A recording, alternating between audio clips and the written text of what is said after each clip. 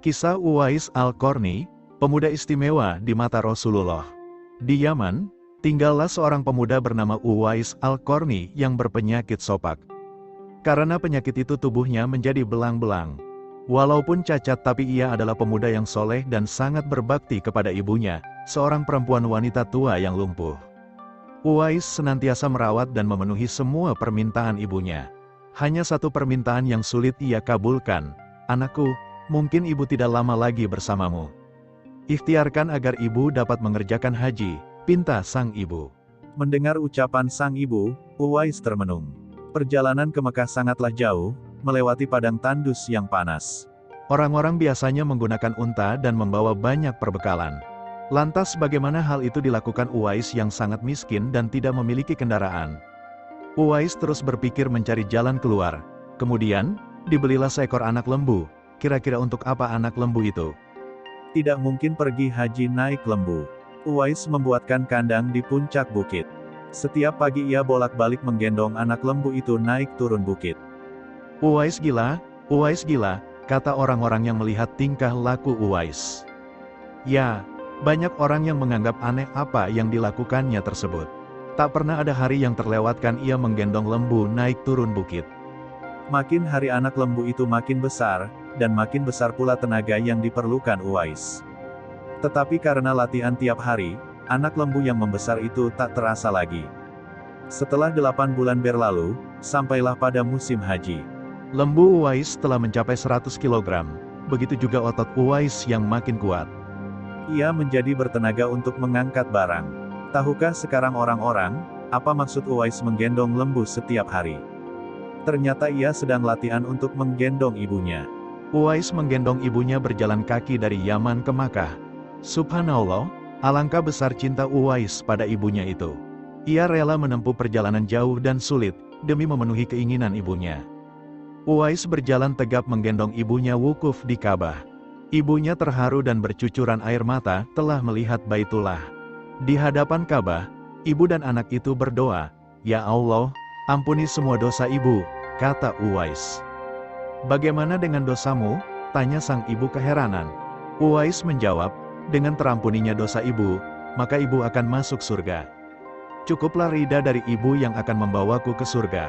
Itulah keinginan Uwais yang tulus dan penuh cinta.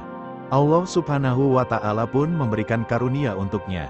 Uwais seketika itu juga sembuh dari penyakit sopaknya. Hanya tertinggal bulatan putih di tengkuknya. Tahukah kalian apa hikmah dari bulatan disisakan di tengkuknya Uwais tersebut? Itulah tanda untuk Umar bin Khattab dan Ali bin Abi Thalib, dua sahabat Rasulullah, untuk mengenali Uwais. Beliau berdua sengaja mencari di sekitar Ka'bah karena Rasulullah berpesan, "Di zaman kamu nanti akan lahir seorang manusia yang doanya sangat makbul. Kalian berdua, pergilah cari dia. Dia akan datang dari arah Yaman, dia dibesarkan di Yaman." Sesungguhnya Allah mengharamkan atas kamu durhaka pada ibu dan menolak kewajiban, dan meminta yang bukan haknya, dan membunuh anak hidup-hidup, dan Allah membenci padamu banyak bicara, dan banyak bertanya, demikian pula memboroskan harta, menghamburkan kekayaan. Hadits riwayat Bukhari dan Muslim. Uwais Al-Qarni pergi ke Madinah setelah menempuh perjalanan jauh. Akhirnya Uwais Al-Qarni sampai juga di kota Madinah. Segera ia mencari rumah Nabi Muhammad. Setelah ia menemukan rumah Nabi, diketuknya pintu rumah itu sambil mengucapkan salam.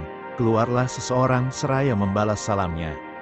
Segera saja Uwais Al-Qarni menanyakan Nabi yang ingin dijumpainya. Namun ternyata Nabi tidak berada di rumahnya, beliau sedang berada di medan pertempuran.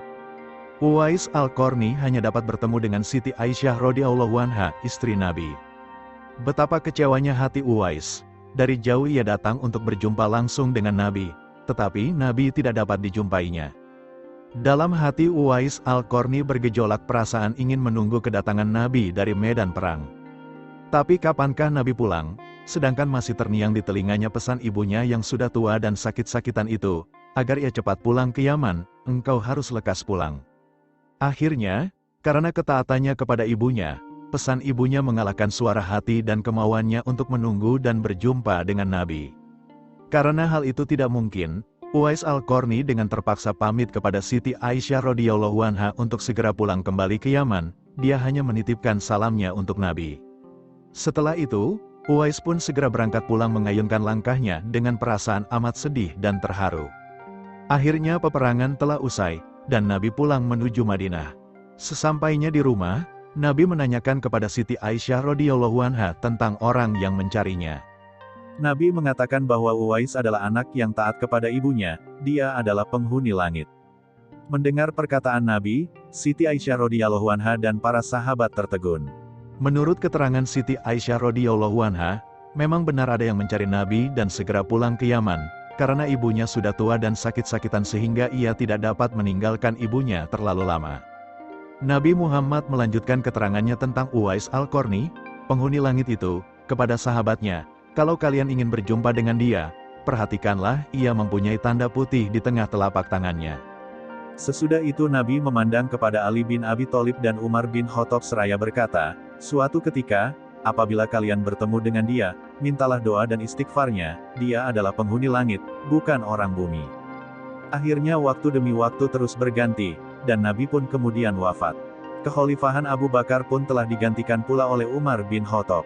Suatu ketika Khalifah Umar teringat akan sabda Nabi tentang Uwais Al-Qarni, penghuni langit. Beliau segera mengingatkan kembali sabda Nabi itu kepada sahabat Ali bin Abi Thalib. Sejak saat itu setiap ada kafilah yang datang dari Yaman, Khalifah Umar dan Ali bin Abi Thalib selalu menanyakan tentang Uwais Al-Qarni, si fakir yang tak punya apa-apa itu. Yang kerjanya hanya menggembalakan domba dan unta setiap hari. Mengapa Khalifah Umar dan sahabat Nabi, Ali bin Abi Thalib selalu menanyakan dia? Rombongan kafilah dari Yaman menuju Syam silih berganti, membawa barang dagangan mereka. Suatu ketika, Uwais Al-Qarni turut bersama mereka, rombongan kafilah itu pun tiba di kota Madinah. Melihat ada rombongan kafilah yang baru datang dari Yaman, segera Khalifah Umar dan Ali bin Abi Thalib mendatangi mereka dan menanyakan apakah Uwais Al-Qarni turut bersama mereka. Rombongan kafilah itu mengatakan bahwa Uwais ada bersama mereka, dia sedang menjaga unta-unta mereka di perbatasan kota.